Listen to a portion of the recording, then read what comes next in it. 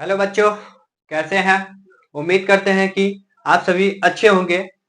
तो बच्चों, आज आपसे एक बात कहेंगे कि आज जो हम पढ़ाएंगे वो आपको कुछ अलग होने वाला है। अलग में क्या होने वाला है? जो क्लास ही अलग होने वाला है। अभी तक आपने मेरा वीडियो देखे होंगे कि वो क्लास 10th के लिए था। आज जो हम वीडियो लाए हैं वो एक न्यू वीडियो है और वो वीडियो होने वाला है क्लास 12 के लिए, जो इंटर एग्जाम के लिए बहुत ही खास होने वाला है। अगर आप चाहेंगे तो मैं पहला वीडियो लाया हूं, ये हिंदी व्याकरण का है। पूरे व्याकरण में से हम छांट छांट कर, यानी बुक से चुन चुन कर या हर क्वेश्चन बैंक से चुन चुन कर इसको 50 पूरा किए हैं और 50 वो ऑब्जेक्टिव क्वेश्चन को लाया गया है जो बहुत ही खास होने वाला है। आपके इंटर एग्जाम में, बोर्ड एग्जाम में खास होने वाला है। अगर आप चाहेंगे तो इसी प्रकार से मैं और भी विषयों का आपके सामने इसी टाइप से ऑब्जेक्टिव लाऊंगा और सभी वायरल क्वेश्चन होंगे या वीवीआई क्वेश्चन होंगे उन्हीं को लाऊंगा, ताकि आप इतना कम क्वेश्चन को पढ़ के जाएं और इन्हीं में से आपका सारा क्वेश्चन टकराए। इसलिए मैं ऐसा वीडियो आपके सामने लाया हूं और लाऊंगा। अगर आप लोग चाहते हैं तो कमेंट में जरूर बोलेंगे कि हाँ सर, मुझे आवश्यकता है, जरूरत है, तो हम लोग मेहनत करके आपके सामने लाएंगे वीडियो को।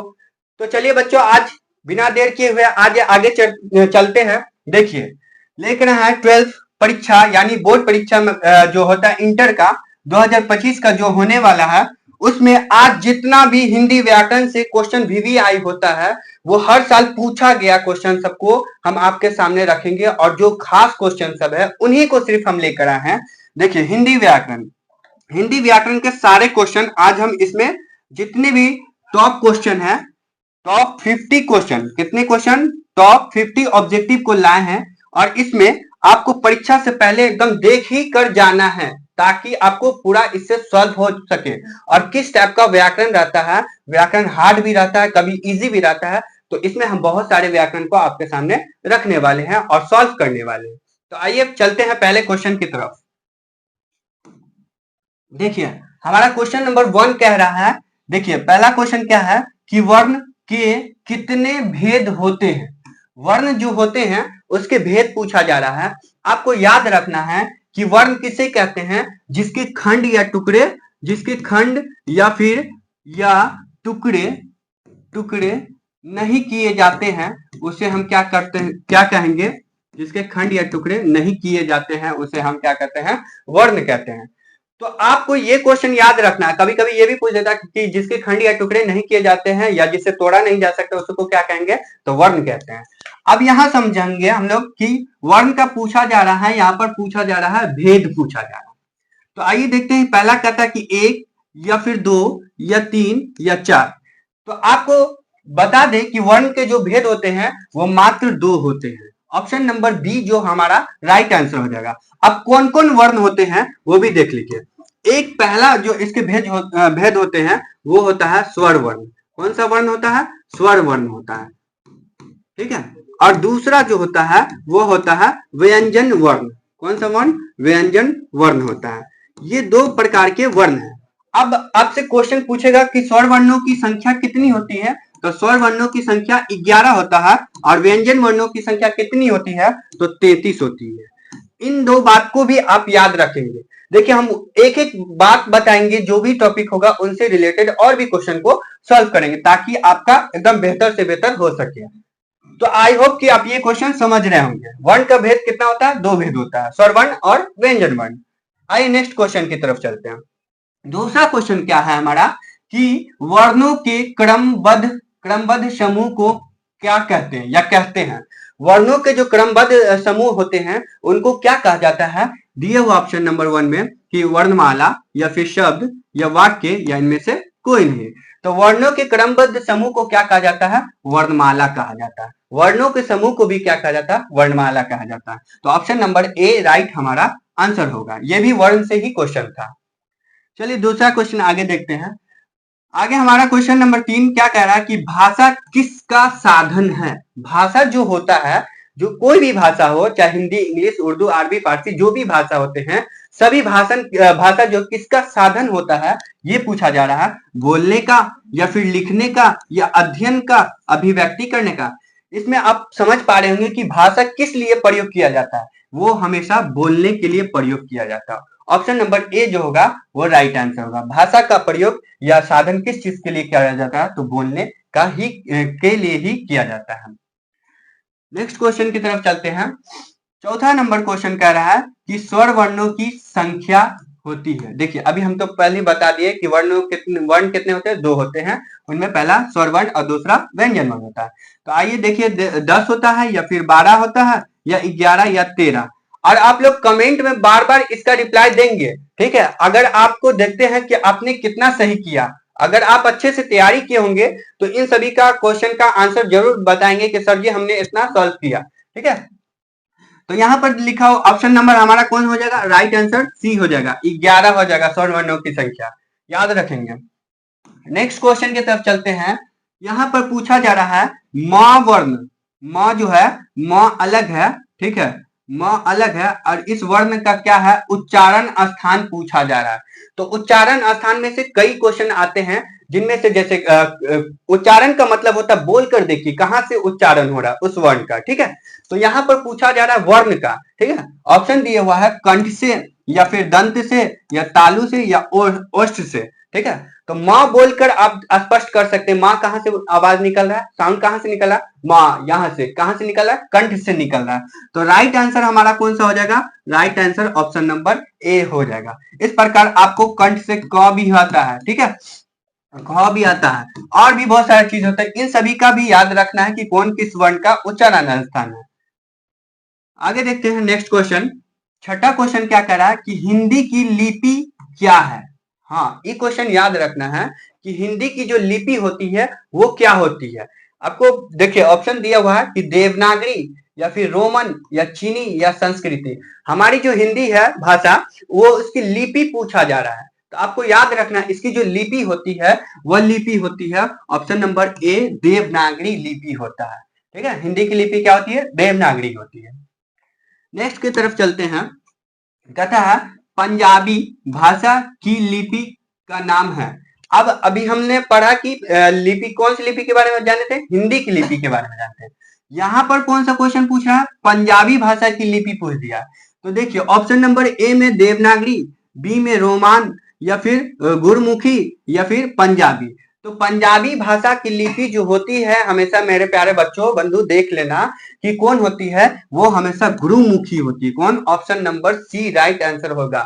याद रखना पंजाबी भाषा की लिपि गुरुमुखी होती है, ठीक है? आगे चलते हैं। होली शब्द, आठवां क्वेश्चन कह रहा है कि होली शब्द है, तो होली क्या है आपको बता देते हैं। इसमें क्वेश्चन ऑप्शन दिया हुआ तत्सम या फिर तद्भव या देशज या विदेशज। तो हो तत्सम क्या होता है? तत्सम जो होते हैं संस्कृत के शब्द होते हैं, संस्कृत के शब्द को ही हम तत्सम कहते हैं। और तद्भव क्या होता है कि जो संस्कृत से आया हुआ शब्द हो जो हिंदी में प्रयुक्त होते हैं उसको हम बोलते हैं, जो हिंदी में प्रयुक्त होते हैं उसको बोलेंगे तद्भव बोलेंगे। तो आप यहाँ देख पा रहे होली, और होली का संस्कृत क्या हो जाएगा? होलिका होता है। क्या होता है? होलिका होता है, ठीक है? होलिका होता है। तो अब होलिका जो है तो यहाँ पर हमारा संस्कृति शब्द हो गया, और संस्कृत से लिया गया शब्द क्या कहलाता है? तत्सम कहलाता है। मगर यहाँ पर हमारा क्वेश्चन क्या पूछ रहा है? होली पूछ रहा है। तो होली जो हो जाएगा वो हिंदी का शब्द हुआ, और हिंदी का जो शब्द होता है हिंदी में जो प्रयुक्त होता है उसको हम बोलते हैं तद्भव बोलते हैं। तो याद रखेंगे ना, जो हिंदी के शब्द होते हैं उसको हम बोलेंगे तद्भव, और जो संस्कृति शब्द होते हैं उसको हम क्या बोलेंगे? तत्सम बोलते हैं। आइए आगे बढ़ते हैं। नेक्स्ट 9वां क्वेश्चन कहता है कि अल्प प्राण की संख्या कितनी होती है? अल्प प्राण की संख्या पूछी जा रही है, 17 या फिर 19 या 18 या 20। तो आपको याद रखना है कि जो अल्प प्राण होते हैं उसकी संख्या कितनी होती है? तो उसकी संख्या होती है ऑप्शन नंबर बी राइट 19 इसकी संख्या होती है, ठीक है? वो पढ़ेंगे ना अल्प प्राण वाले में तो उसमें आपको पता चलेगा कौन कौन अल्प प्राण है, ठीक है? तो 19 होती है। यहाँ पर हम लोग सॉल्व कर रहे हैं, ज्यादातर वीवीआई क्वेश्चन को लाए हैं ताकि आपका एकदम जल्दी जल्दी अच्छा एकदम अच्छे वर्ड्स को लाए, अच्छे क्वेश्चन को लाए, ठीक है? 10वां क्वेश्चन क्या है? परीक्षा शब्द की प्रकृति क्या है? या है, प्रकृति है, ठीक है? अब परीक्षा कौन सा शब्द है इसमें चुनना है। अब दिमाग लगाइए, अभी थोड़ा देर पहले बताते हैं। ऑप्शन नंबर 1 क्या कहता है? तत्सम या फिर तद्भव या देशज या विदेशज। तो परीक्षा शब्द कौन सा है? आप पकड़ के देख पा रहे होंगे कि परीक्षा जो होता है वो क्या होता है, वो हमेशा तद्भव होता है। ठीक है, परीक्षा हमारा हिंदी शब्द है, इसलिए यह कौन सा हो जाएगा, तद्भव होगा। आगे चलते हैं, और उससे भी पहले अगर नहीं समझ में आया हो तो देखिए, परीक्षा, यहाँ पर परीक्षा अक्षा के बदले, अक्षा जो रहते हैं ना, अक्षर जो रहेंगे तो ये हो गया तत्सम वर्ड। अक्षर जैसे रहेंगे तो ये रहेंगे तत्सम वर्ड, और अक्षर के बदले में हम क्या प्रयोग करते हैं, ख का प्रयोग करते हैं। तो यहाँ पर हमारा ये रहेगा तद्भव, ये रहेगा हमारा तद्भव। ठीक है, याद रखेंगे। तो यहाँ पर अक्षर के बदले में परीक्षा आ गया, ख का, क का आवाज आया, ख का आवाज आया, इसलिए क्या हो जाएगा, ये तद्भव आ जाएगा। ठीक है, आइए आगे चलते हैं।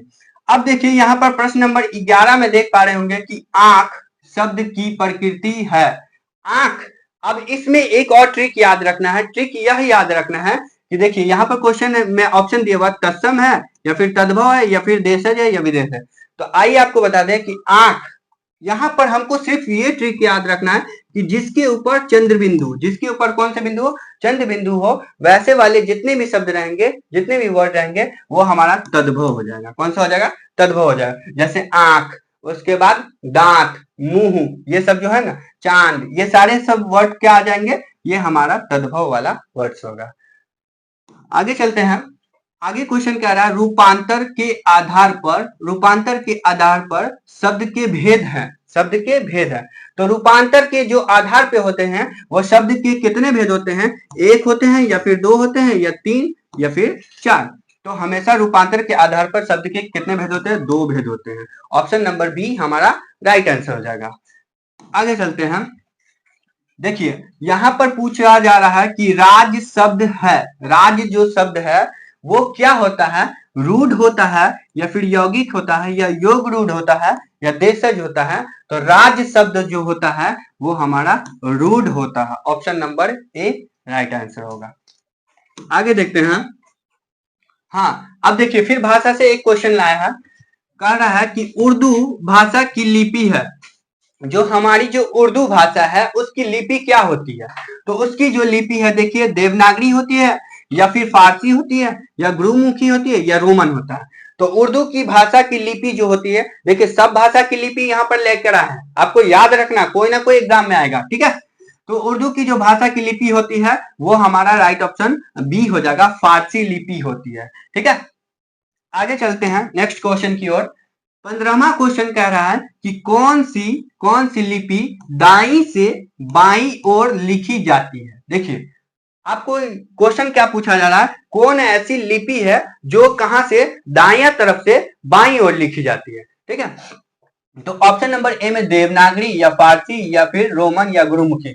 तो दाएं से यानी इस साइड जो हम खड़े हुए हैं, तो दाएं से इस साइड से जो लिखेंगे वो हो हमारा दाई, और दाई से कहां गया, बाई, यही ना क्वेश्चन, दाई से बाई ओर लिखी जाती है।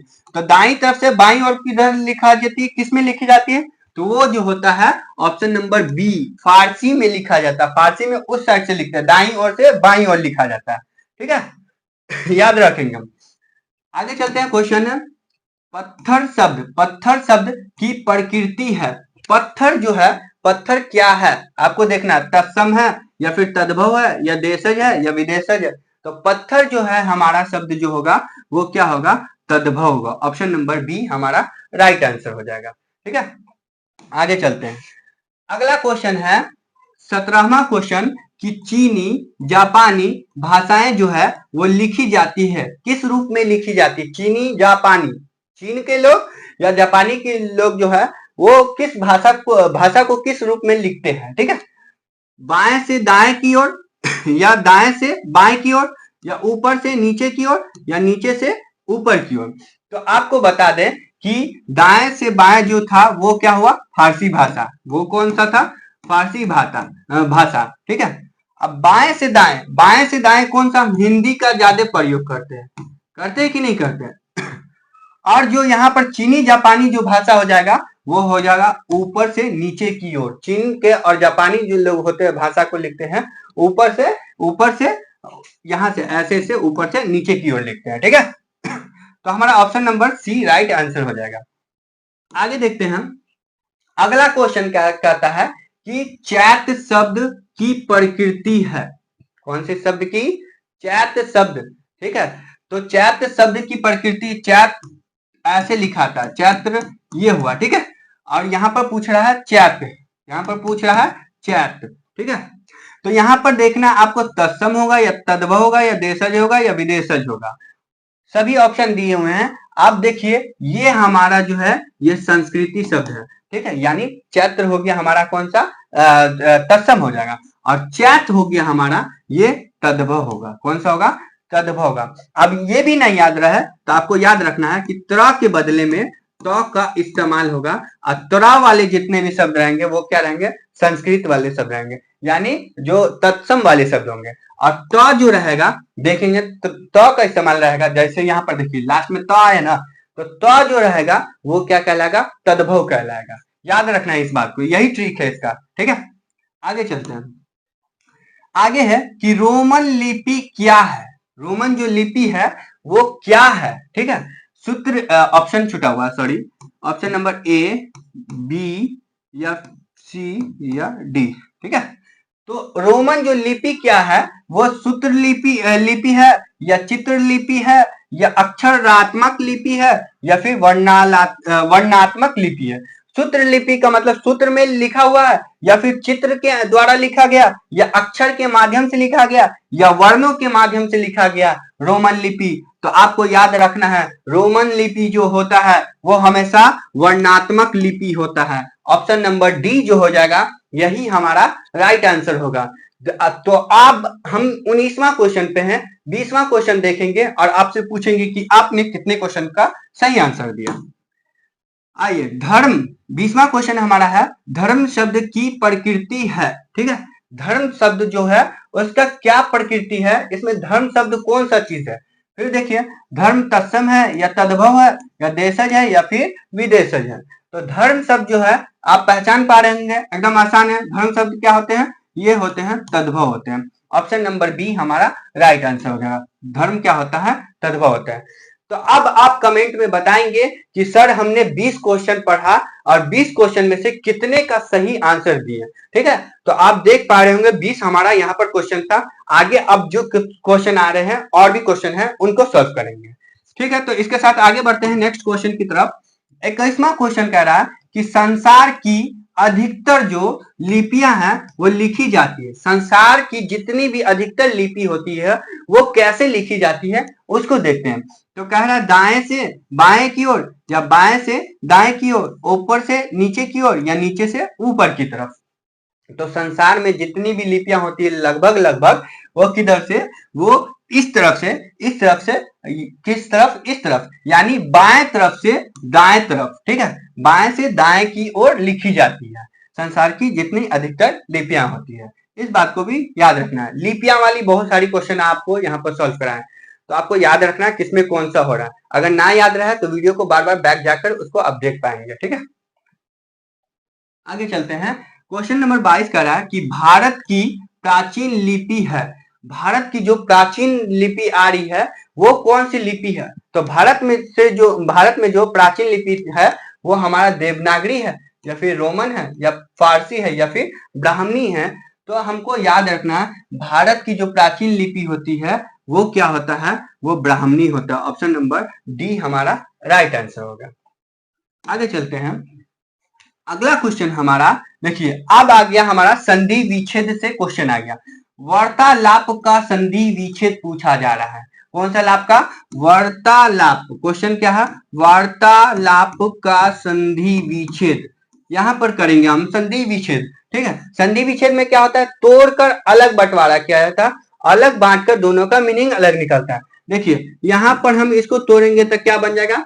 यहाँ पर जो हम इसको तोड़ेंगे तो बन जाएगा वार्ता जोड़, क्या बन जाएगा?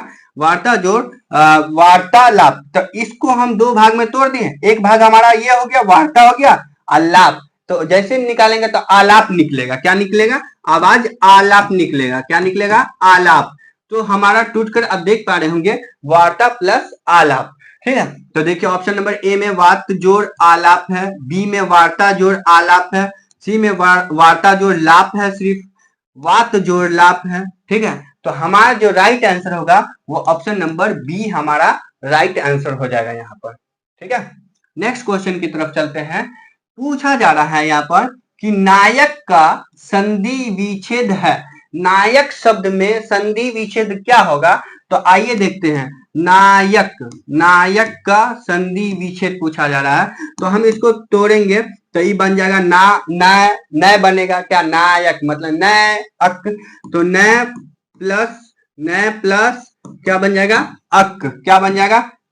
और एक और बात याद रखना है कि नय, ये तो आवाज से पहचान लेंगे कि नायक में नय आ रहा है, और यह जो रहा इसके बदले में हम अ को लिखते हैं। किसको लिखते हैं? य के बदले में अ को लिखते हैं। तो यह हमारा किस में कन्वर्ट हुआ? यह हमारा किस में कन्वर्ट हुआ? अ में कन्वर्ट हुआ, और क के साथ उतर गया। तो ये हमारा हो जाएगा नायक का संधि विच्छेद। तो देखिए ऑप्शन नंबर ए में ने प्लस अक है, 2 में नय प्लस अक है, 3 में निह प्लस अक है, या ना प्लस यक है। तो राइट आंसर जो हो जाएगा नय जोड़ अक हो जाएगा। राइट ऑप्शन नंबर बी हमारा राइट आंसर हो जाएगा। ठीक है, आगे चलते हैं कि अन्वेषण का संधि विच्छेद क्या है। आइए देखते हैं अन्वेषण का क्या हो जाएगा। अन्वेषण का संधि विच्छेद हो जाएगा यहाँ पर अन्वेषण दिए हुआ, अन्वेषण, ठीक है, यही दिया हुआ। तो अन्वेषण का जो हो जाएगा, इसको तोड़ेंगे दो भाग में तो ये निकल जाएगा अन, इसको तोड़ेंगे दो भाग में तो अन हो गया, और वे मतलब ए, और यहाँ पर देखिए यहाँ से वे से एसन निकल जाता है। क्या निकल जाता है? एसन, एसन, तो अन्वेषण एसन। ठीक है, तो ये हो जाएगा अन्वेषण मतलब हमारा ऑप्शन देखिए अन्वेषण या फिर अनहएशन या अनुएशन या अनुसन। तो हमारा राइट आंसर ए हो जाएगा अन्वेषण, अन्वेषण। ठीक है, आगे चलते हैं। अगला है कि उद्गम का संधि विच्छेद होता है। अब देखिए उद्गम में क्या है? उद्गम उद्गम का संधि विच्छेद पूछा जा रहा है। तो आपको कैसे तोड़ना है? उ द के बदले में, यहाँ पर उ के बदले में उ और द है तो त आएगा। क्या आएगा? तो साथ में ऐसे उत्त हो गया और जोड़ गम, क्या आ जाएगा? गम। तो हमारा क्या बन गया? उत्तगम। ठीक है, तो अब देखिए ऑप्शन नंबर ए में उद्गम, या बी में उत्तगम, या सी में उत्त आगम, या फिर उत्त आगम। तो हमारा राइट आंसर कौन हो जाएगा? देख पा रहे होंगे आप, राइट आंसर जो हो जाएगा ऑप्शन नंबर बी उत्त जोड़ गम होगा। ठीक है, उद्गम। आगे चलते हैं। निश्चल का संधि विच्छेद है। निश्चल का संधि विच्छेद पूछा जा रहा है। तो निश्चल लिखा हुआ देखिए आप कैसे लिखा हुआ, निश्चल का संधि विच्छेद। तो यहाँ करेंगे तो नी के बदले में हम लिखेंगे न हर्षी करनी और ऊपर नीचे बिंदु, नी बन जाएगा और जोड़ चल बन जाएगा। क्या बन जाएगा? चल। तो नी जोड़ चल खोजिए। ऑप्शन नंबर ए में दिया हुआ है, ऑप्शन नंबर ए में दिया हुआ है, या बी में दिया हुआ है, या सी में, या फिर डी में। तो नी जोड़ चल, नी जोड़ चल, निशा जोड़ चल, नी जोड़ अचल। तो राइट आंसर हमारा जो हो जाएगा, देखिए देख पा रहे आप ऑप्शन नंबर ए में नी जोड़ चल, यही होगा राइट आंसर। ठीक है, आगे चलते हैं। आगे क्या कर रहा है कि लुटेरा में कौन सा प्रत्यय है? क्वेश्चन क्या है? प्रत्यय। अब प्रत्यय किसको कहते हैं प्यारे बच्चों? आपको याद रखना है कि प्रत्यय किसको कहते हैं? प्रत्यय जो शब्द के बाद में जुड़े, जो शब्द के किस में जुड़े? अंत में जुड़े, यानी लास्ट में जुड़ते हैं, उसको हम क्या बोलते हैं? उसको बोलते हैं प्रत्यय। याद रखना है, ठीक है। और जो शब्द के पहले जुड़े उसको बोलेंगे हम उपसर्ग। तो हमारा शब्द के बाद में जुड़ता है, ठीक है, उसको खाली चुनना है। यहाँ क्वेश्चन है लुटेरा। क्वेश्चन क्या कह रहा है? लुटेरा। तो आप देखिए कि यहाँ पर हमारा लू एक शब्द हुआ, लू हमारा क्या हो गया? एक शब्द हुआ, ठीक है। अब प्लस टेरा में आवाज क्या निकला? एरा। टेरा मतलब एरा, ठीक है।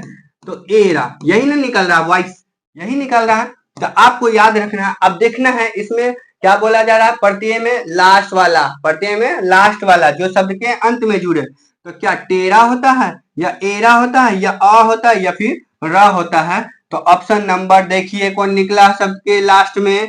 एरा। ऑप्शन नंबर बी हमारा राइट आंसर होगा। ठीक है, आइए आगे चलते हैं। अगला है अज्ञान में कौन सा उपसर्ग है। आ गया ना उपसर्ग। उपसर्ग क्या होगा? जो शब्द के पहले जुड़े, जो शब्द के पहले जुड़े, क्या जुड़े?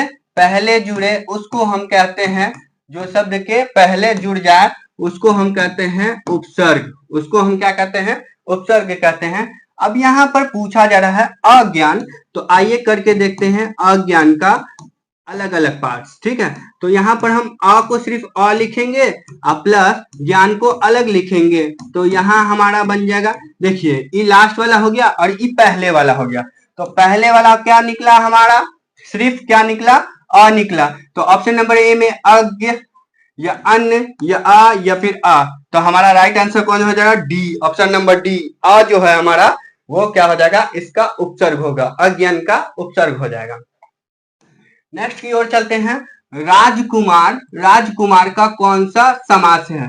राजकुमार जो है आपको समास पूछा जा रहा है, तो समास में आपको याद होना चाहिए, विभक्तियां चिन्ह सब याद होनी चाहिए। ठीक है, चिन्ह याद रहेगा तो आप फौरन पकड़ लेंगे।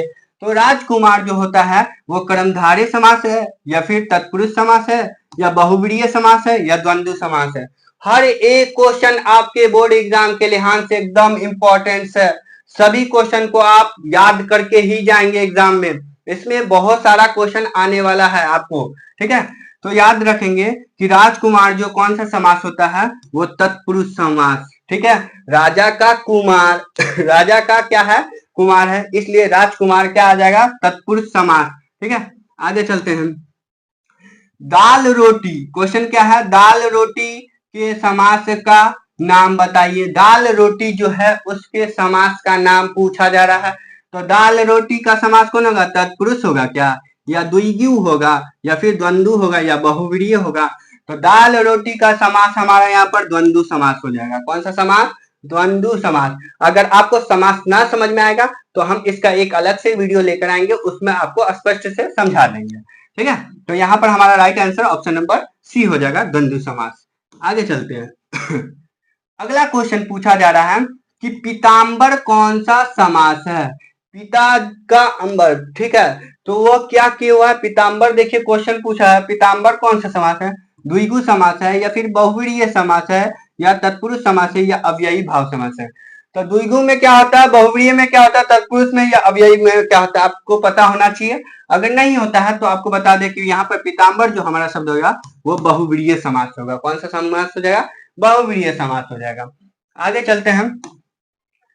यहाँ पर पूछा जा रहा है कि पै, पै का पर्यायवाची शब्द। पर्यायवाची शब्द किसको कहते हैं? जो एक शब्द के कई नाम हो, कई अलग अलग नाम हो, ठीक है, उसको ही हम क्या बोलते हैं? पर्यायवाची शब्द। तो देखिए यहाँ पर पै पै का मतलब क्या होता है आप लोग यहाँ पर देखेंगे और कमेंट में भी जवाब दे सकते हैं। ठीक है, तो पै का जो यहाँ पर पर्यायवाची होगा, दूध है या फिर पाप है या सोना है या तालाब है, फौरन बताएंगे आप कमेंट में। ठीक है, अन्यथा हम बता रहे हैं आपको कि पै का जो पर्यायवाची शब्द होता है वो हमारा ए यानी दूध होता है। पै का पर्यायवाची शब्द दूध होता है, याद रखेंगे। ठीक है, अगला चलते हैं हम। अगला है अनुराग का विलोम शब्द पूछा जा रहा है। देखिए हर चैप्टर से क्वेश्चन लाया गया यहाँ पर। ठीक है, और कैसे कैसे क्वेश्चन आप देख पा रहे होंगे। अनुराग का विलोम शब्द क्या होता है? राग होता है या फिर विराग होता है या विरामय होता है या प्रेम होता है? अनुराग का जो विलोम होता है उल्टा, विलोम का मतलब क्या हो जाता है? उल्टा भी होता है और यह विपरीतार्थक भी होता है। तो अनुराग का विलोम जो होता है वो क्या होता है? ऑप्शन नंबर बी, विराग होता है। याद रखना, विराग होता है। आगे चलते हैं हम। नेक्स्ट हमारा क्वेश्चन है कि अर्थ का विपरीतार्थक, अर्थ का विपरीतार्थक शब्द है। अर्थ का विपरीतार्थक, विपरीतार्थक का मतलब भी याद रखेंगे क्या होता है? उल्टा। विलोम पूछे, विपरीतार्थक पूछे या फिर उल्टा पूछे, सभी का अलग एक ही नाम है। ठीक है, याद रखेंगे, सब में एक ही काम होंगे। ऑप्शन नंबर ए दिए हुआ अच्छा या फिर आदि या उदय या इति। अर्थ मतलब, अर्थ का मतलब अर्थ, अर्थ का यहाँ पर विलोम विपरीतार्थक हो जाएगा, हमारा राइट आंसर होगा इति। अर्थ का इति ही होता है। ठीक है, आगे चलते हैं। कृष्ण, कृष्ण का विलोम शब्द पूछा जा रहा है।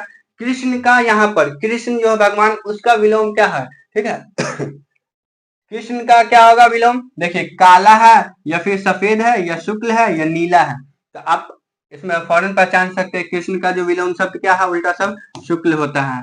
ठीक है, option number C right answer हो जाएगा। आगे चलते हैं हम कि नर का विपरीतार्थक आ गया, फिर से विपरीतार्थक शब्द है। अब पूछा जा रहा है सिर्फ और सिर्फ नर का। नर मतलब पुरुष, नर मतलब पुरुष। ठीक है, नर मतलब पुरुष होते हैं और पुरुष का मतलब जो लड़का वाला कैटेगरी है वो। तो इसका उल्टा क्या होगा? पुरुष ही होगा या व्यक्ति होगा या धनी होगा या फिर नारी होगा। तो इसका राइट आंसर डी होगा, ऑप्शन नंबर डी, नारी हो गया यानी महिला। ठीक है, आगे चलते हैं।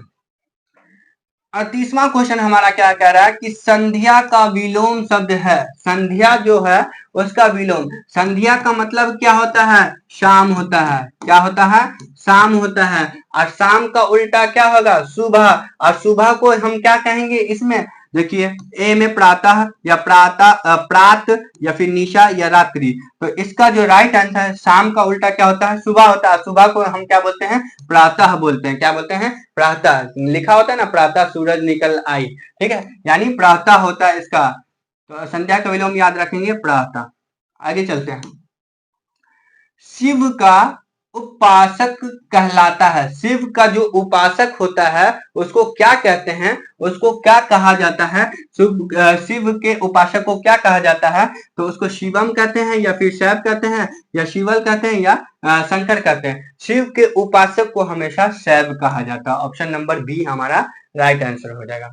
ठीक है, आगे चलते हैं। अगला 40वां क्वेश्चन आ गया। 40वां क्वेश्चन कि अपने पैरों पर खड़ा होना मुहावरे का अर्थ है। यहाँ पर मुहावरा से क्वेश्चन लिया गया है और पूछ रहा है कि कोई व्यक्ति जो अपने पैरों पर खड़ा होता है उसका अर्थ क्या है। ठीक है, तो आप भी फौरन पैक कर सकते हैं इसका अर्थ क्या होता है। इसका अर्थ याद रखना है कि ऑप्शन नंबर ए में दिया हुआ दूर जाना या फिर स्वावलंबी होना या प्रिय होना या फिर सुंदर होना।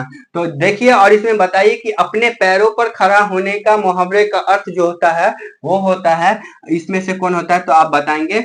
ऑप्शन नंबर राइट हमारा यहाँ पर कौन आंसर हो जाएगा? ऑप्शन नंबर बी, स्वावलंबी होना होता है, यानी खुद पर ही वो खड़ा है और खुद के ऊपर है, जिम्मेवारी को ले रखा है, इसलिए वो स्वावलंबी होना। ठीक है, आगे चलेंगे।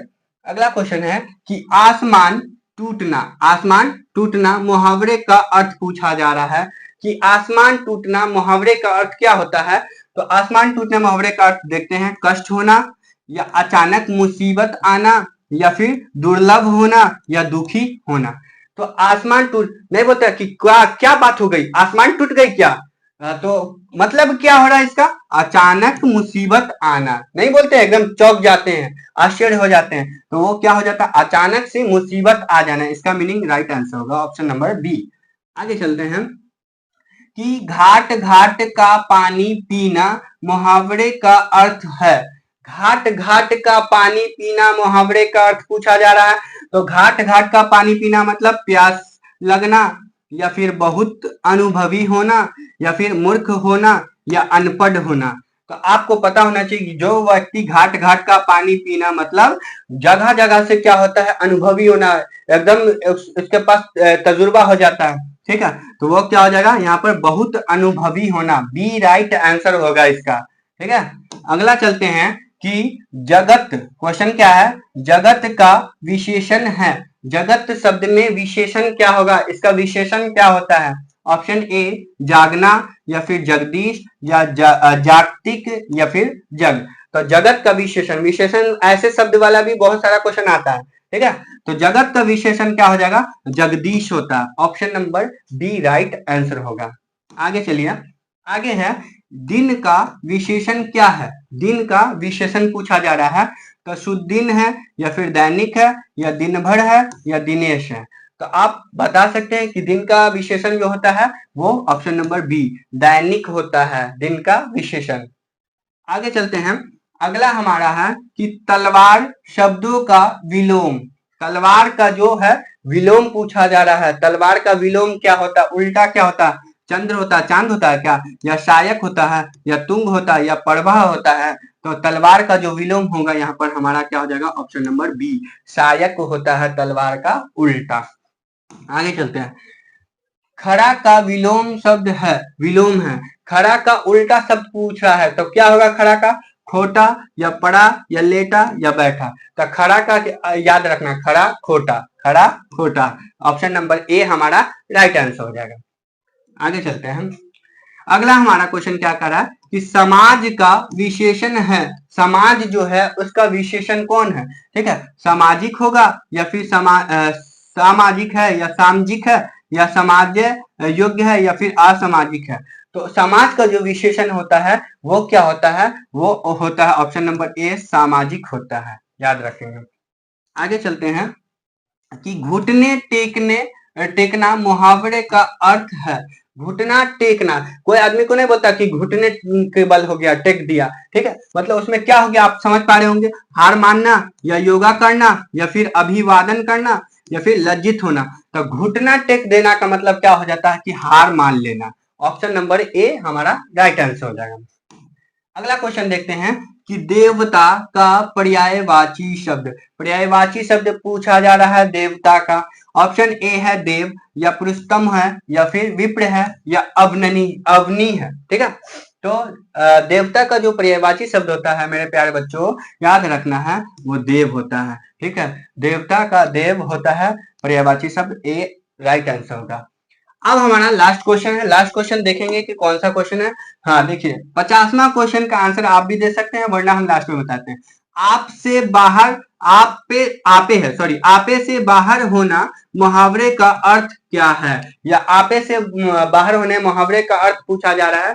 तो आप फटाफट कमेंट में जब तक जवाब देंगे हम आपको बताएं कि आप ये जो 50 क्वेश्चन देख रहे हैं ये काफी इंपॉर्टेंट क्वेश्चन है हमारे बोर्ड 2025 के इंटर में। ठीक है, तो प्यारे बच्चों आप जितने भी इस चैनल पे नए हैं तो कृपया करके हमारे चैनलों को सब्सक्राइब करें, चैनल को शेयर करें और लोगों में शेयर करें या दोस्तों में शेयर करें और इसको खूब लाइक सब्सक्राइब करें।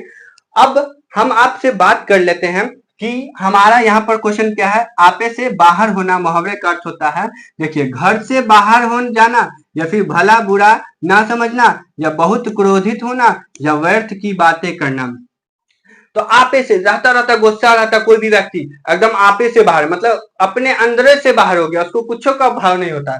तो यह क्या होता है? बहुत क्रोधित हो जाना, सी जो हो जाएगा राइट आंसर होगा। बहुत गुस्सा में होता है, मतलब कोई को नहीं देखता है उस समय। ठीक है, मतलब क्या कहते हैं कि आपे से बाहर हो गया। तो मेरे प्यारे साथियों, प्यारे बच्चों, आपसे यही रिक्वेस्ट है कि हमारे चैनल को सब्सक्राइब करें नए हैं तो, अगर नए नहीं है पुराने हैं तो लाइक करें, शेयर करें, दोस्तों में खूब ज्यादा शेयर करें। आपसे जितना भी क्वेश्चन पढ़ाया गया है अगर आपको अच्छा लगा हो तो खूब शेयर करें, और अगर अच्छा लगा हो तो ये भी बताएंगे कि हाँ सर जी मुझे बहुत अच्छा लगा व्याकरण। तो आपका और भी व्याकरण का हो या हिंदी का हो या जो भी क्वेश्चन, जो भी सब्जेक्ट का क्वेश्चन आप चाहेंगे तो आपको 12th का यहाँ पर लाकर लाया जाएगा और मिला जाएगा, आपसे मिलाया जाएगा, क्वेश्चन को आपको सॉल्व कराया जाएगा और सभी क्वेश्चन इंपॉर्टेंट होने वाले हैं। तो बने रहे हमारे चैनल के साथ इसी तरह। अब जब तक नेक्स्ट वीडियो में हम आपसे मिलते हैं, फौरन जय हिंद।